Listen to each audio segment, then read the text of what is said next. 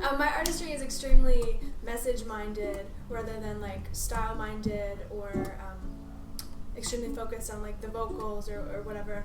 I'm all about communicating thoughts that push people's buttons and make them ask questions that they never thought of before, especially questions relating to human nature and this idea that like none of us are perfect, like we're all super, super imperfect. So a lot of my artistry kind of centers around that theme.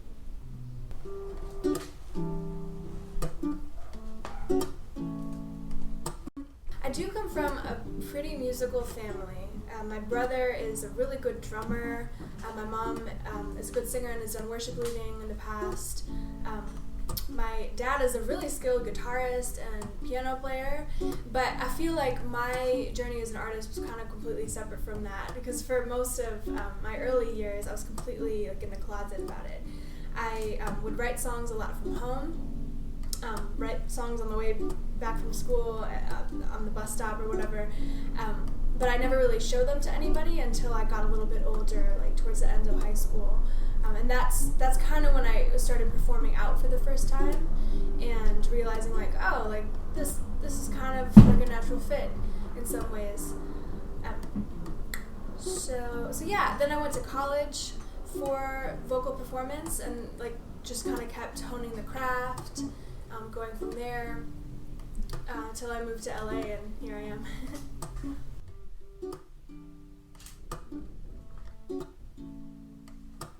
I have a few different favorite artists that I look up to a lot, and I kind of look up to each of them in a different way for a different quality that I'm going for. So probably my number one would be Lauryn Hill, because she is extremely message-minded and like just really like up in your face about the truths that she's trying to communicate. And then when it comes to genre or like delivery of performance, somebody like Emily King is more my go-to. Corinne Bailey Rae is another big one. So yeah, those are my big three.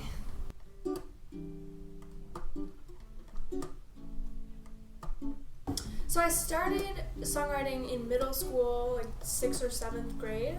And at that time, I was really not a popular kid.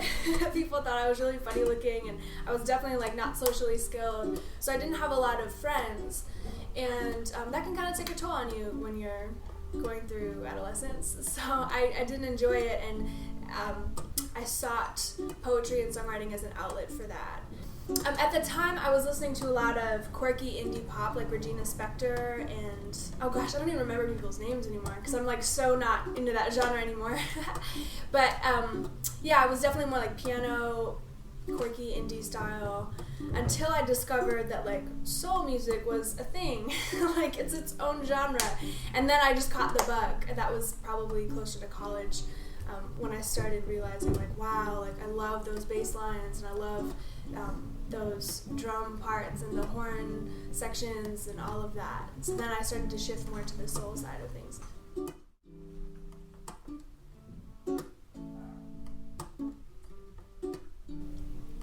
My music focuses primarily on confronting hard truths about human nature. In a lot of my songs, my goal is to be the first one to raise my hand and say like, hey, I struggle with this thing that we like consider really evil, like yeah, I've got that in my heart, and like kind of implying that you've got it in your heart as well. So I would love to like enable people to recognize their faults and not just like learn to accept themselves through it or whatever, but really like be able to look them in the eye and confront those faults.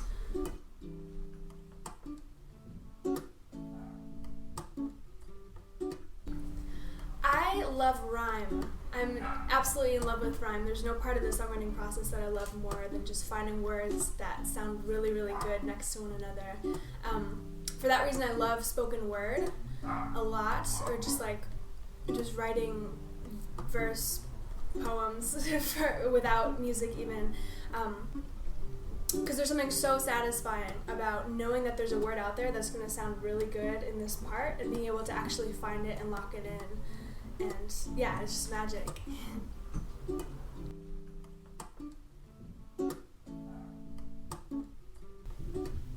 So I never really had a mentor who came alongside me as a writer to like help me along.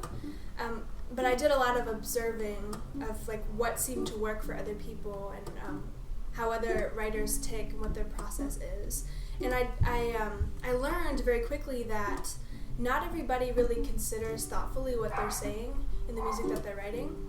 There are a lot of cliches that you hear from song to song, whether it's like a love song or like a breakup, like I'm so sad kind of song, and you'll sit there looking at these lyrics and you're like, what? I don't even remember what this phrase or this word means because I've heard it so many times. So my advice to writers is to really step back and look at the text that you're putting on the page and saying, like, is this actually communicating what I want it to communicate? Because it's possible that not only is it kind of just an empty phrase, but it's maybe not even speaking the truth. Because a lot of love songs, a lot of like breakup songs communicate things that are lies. they're based in how you're feeling and not like what reality is, which is okay. Like that's okay to dwell on how you're feeling and express that, but there needs to be a framework for it, saying like, this is just how I'm feeling, or I know that I shouldn't be feeling entitled in this way, but I am, and making it more of a confessional in that way. So yeah, my advice is just to like think really carefully about what you're saying in your music. Hi, my name is Alma, and I'm a pop soul musician based in Los Angeles.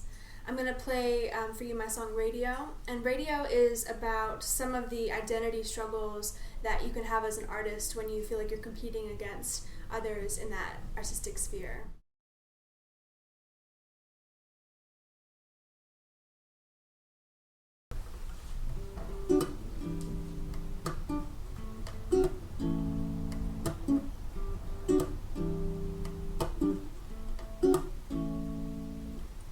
It all sounds so sweet for a moment,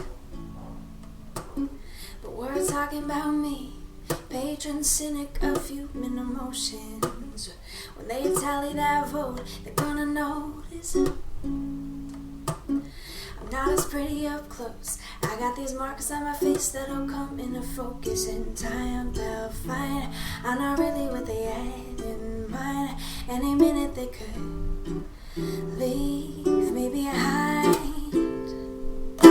Oh, I lost the battle to the radio, sending SOS out. I'm in distress, can you take me home? To say I would never ever go astray would simply be wrong in the wake of what I see in myself today.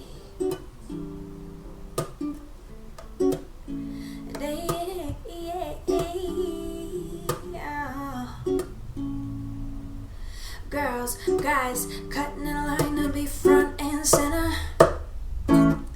All talent aside, if they got good looks, then they will be remembered.